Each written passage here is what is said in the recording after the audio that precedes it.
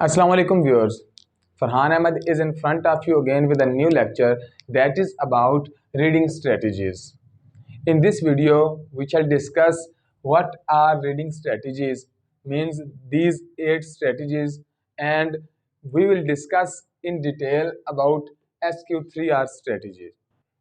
तो अगर हम बात करें रीडिंग के बारे में कि जो पुराना वक्त होता था in the past it was very easy for them to study everything means के 1200 पेजेस की बुक होती थी, 1400 पेजेस की बुक होती थी, तो लोग उनके पास ज़्यादा हॉबीज़ नहीं हुआ करते थे, उनके पास मतलब क्रिकेट के लिए इतना टाइम नहीं होता था, मोबाइल पे उनके लिए पबजी अवेलेबल नहीं थी, मुख्तलिफ जो है ना हॉबीज़ उनके पास मौजूद नहीं होते थे, इसलिए वो पढ़ते थे और नॉलेज हासिल करते थे अपना।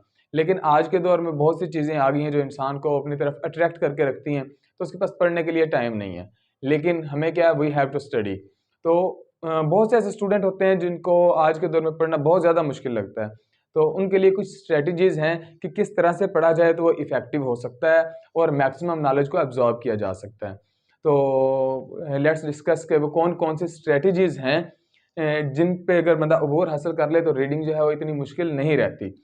सबसे पहले है SQ3R स्ट्रेटजी, नंबर 2 होगा summarising, number 3 sequencing, number 4 inferencing, number 5 comparing and contrasting, number 6 drawing conclusions, number 7 self questioning, number 8 relating background knowledge. तो these are 8 strategies that are useful in reading. In this video, we are going to discuss about SQ3R strategy in detail. What is SQ3R strategy? Basically, when we see this word SQ3R, a question arises in our mind. What is that question? What this word stand for? SQ3R. S means survey, Q mean question, and 3 R read. First R for read, second R for recite, third R for review. तो हम सर्वे के अंदर क्या करने वाले हैं? हमारे पास एक टेक्स्ट मौजूद है, मिसाल के तौर पे अगर हम कोई न्यूज़पेपर पढ़ रहे हैं या हमने कोई भी एक क्वेश्चन एक चैप्टर अगर हमने पढ़ना है तो हम उसको कैसे पढ़ेंगे? लफ्ज़ बाय लफ्ज़ पढ़ेंगे, एक सिरे से शुरू करेंगे, एंड तक जाएंगे, तो वो बड़ा हमारे लिए बोरिंग सा होगा, बड़ा मुश्किल होगा पढ़ना उसको, इसके अंदर है क्या क्या नहीं, हमें कुछ पता ही नहीं किस चीज़ के बारे में, तो वो हमारे लिए मुश्किल होगा। पहले तो लोग कर लेते थे कि पेज 1 से स्टार्ट किया, 1200 पे जाके ख़त्म कर दिया, तो उनका और हिसाब था, लेकिन आज के दौर में ऐसा नहीं है।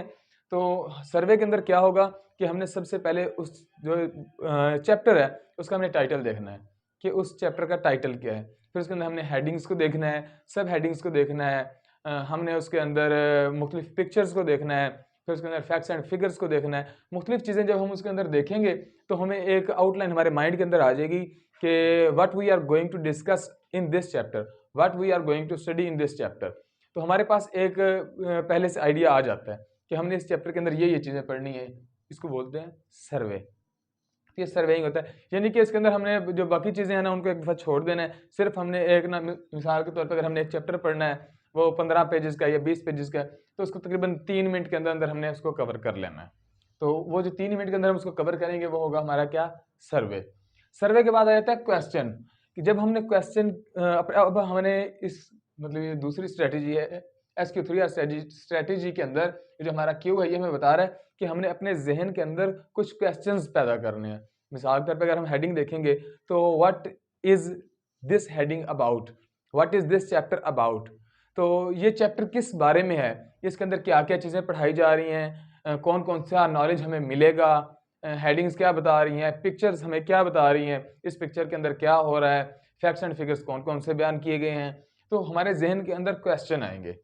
सबसे पहले हमने सर्वे किया, फिर हमने अपने जहन के अंदर क्वेश्चन पैदा किए कि हम अगर इस चैप्टर को पढ़ेंगे 15 या 20 पेजेस का चैप्टर है तो हमारे पास कौन कौन सा नॉलेज आएगा, हमें किन किन क्वेश्चंस के आंसर मिलेंगे, तो ये चीज़ हमने इसके अंदर देखनी है।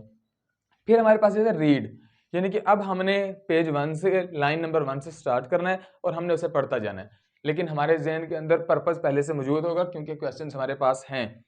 कोई भी रीडिंग अगर आप कर रहे हो आपके जहन में उसका पर्पस नहीं है तो वो रीडिंग नहीं होती। आपके जहन में पहले से उसका पर्पस मौजूद होगा, आपके पास क्वेश्चंस होंगे, फिर जब आप उन क्वेश्चंस को सॉल्व करते जाओगे, रीडिंग करते जाओगे, तो वो बहुत ज़्यादा आपके लिए आसान हो जाएगा। इसी तरह जब आप अब इसे रीड करते जा रहे हैं, पेज 1 लाइन 1 से आपने स्टार्ट किया, पढ़ते जाएं पढ़ते जाएं पढ़ते जाएं, आपने 15 या 20 पेजेस का चैप्टर है, आपने पूरे का पूरा पढ़ लेना है। उसके अंदर आपको आपके क्वेश्चंस के आंसर मिल जाएंगे। लेकिन अभी आपने क्या किया, इसको सिर्फ पढ़ा है, आपने इसको पढ़ दिया, अब आपको उसके आंसर्स मिल गए।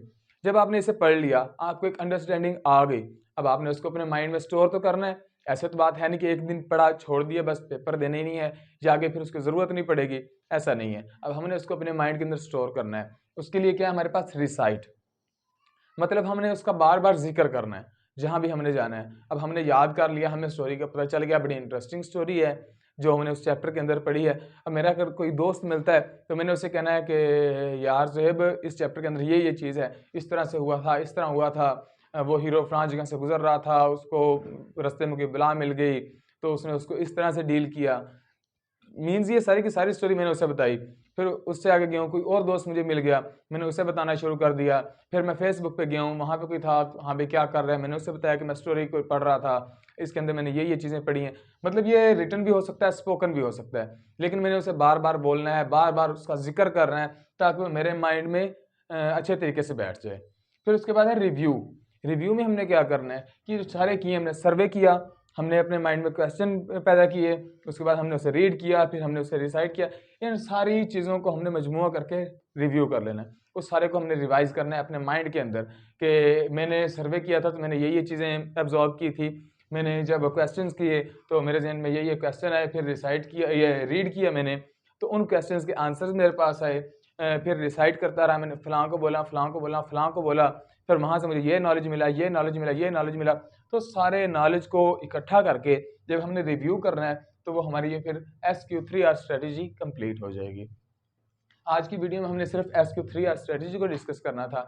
इंशाल्लाह अगली वीडियोस के अंदर हम जो बाकी स्ट्रेटेजीज़ हैं, रीडिंग स्ट्रेटेजीज़, उन पे हम बात करने वाले हैं। तो लास्ट में आपसे ये कहूँगा कि अगर वीडियो अच्छी लगे तो हमारे चैनल को लाइक, शेयर और सब्सक्राइब करना मत भूलिए।